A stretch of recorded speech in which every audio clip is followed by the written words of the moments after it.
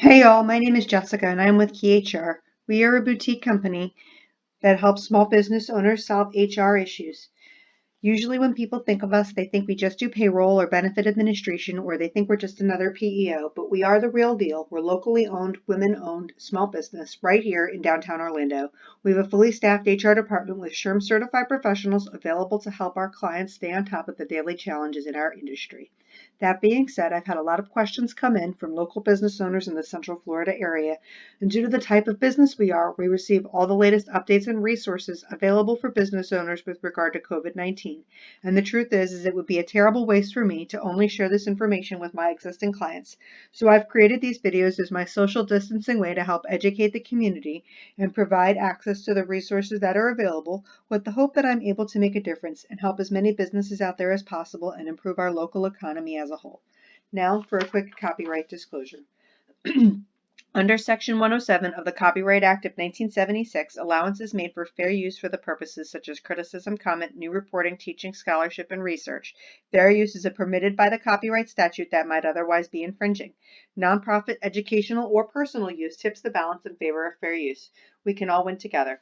Now on to today's articles. Today we're going to look at the U.S. Department of Labor's first frequently asked questions. First question is, where do I post this notice? Since my workforce is teleworking, where do I electronically post this notice? Each covered employer must post a notice of the Families First Coronavirus Response Act requirements in a conspicuous place on its premises. An employer may satisfy this requirement by emailing or direct mailing this notice to employees, or posting this notice on an employee information internal or external website. Question 2. Do I have to post this notice in other languages that my employees speak? Where can I get this notice in other languages?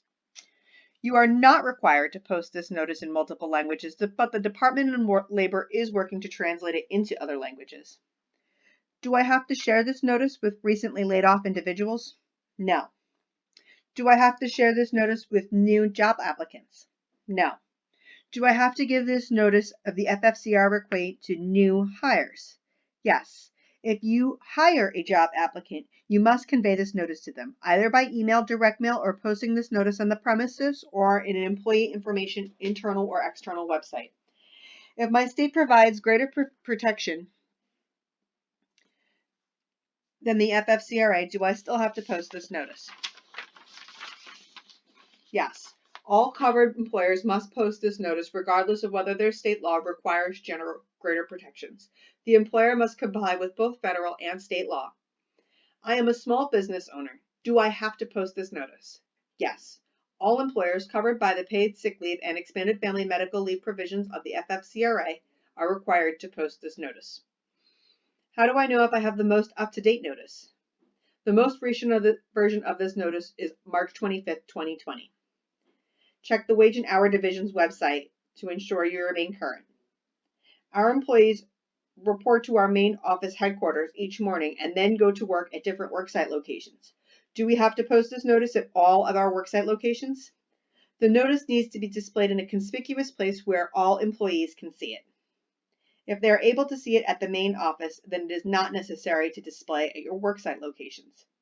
Do I have to pay for this notice? No.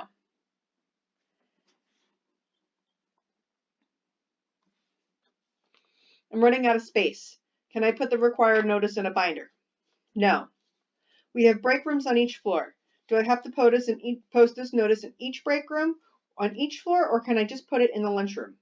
If all of your employees regularly visit the lunchroom, then you can post this notice there. If not, post the notice in the break rooms on each floor where employees can see them.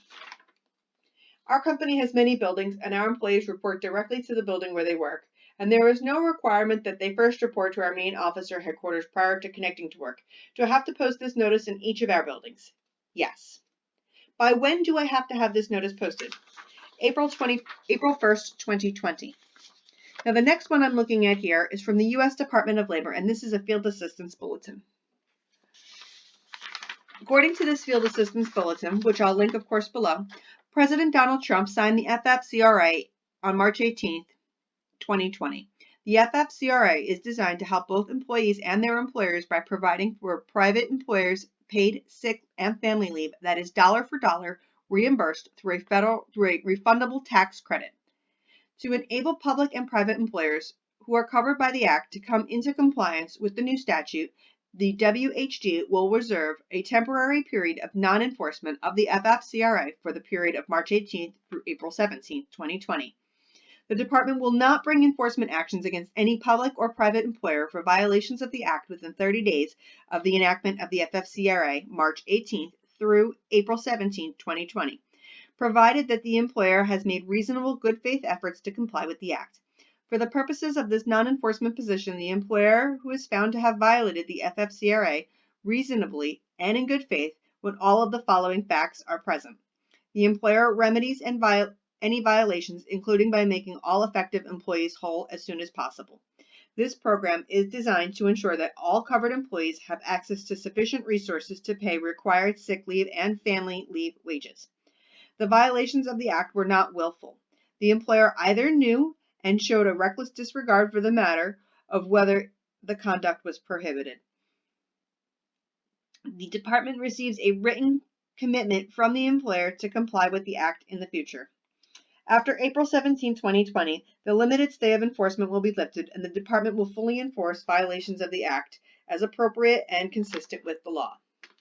For the purposes of this non-enforcement policy, employers who are eligible for tax credits but who have insufficient cash flow should make payment of sick leave or family leave wages as soon as possible, but no later than 7 calendar days after the employer has withdrawn an amount equal to the required paid sick leave and expanded paid family medical leave wages from the employer's federal payroll tax deposits, or to extent such deposits are not sufficient, has received a refund in the credit amount from the IRS to cover the required wages. Well, there you have it. I know these are helping our clients now, and I hope this will help you too. If you have any thoughts or comments or questions, please put them in the comment section below. If you have found this video informative and helpful, please like it by tapping the thumbs up button. My contact information as well as the links for this video are located below. I will be adding content regularly going forward. If you want to learn more, please subscribe. Thanks for listening. Stay safe, healthy, namaste, and God bless.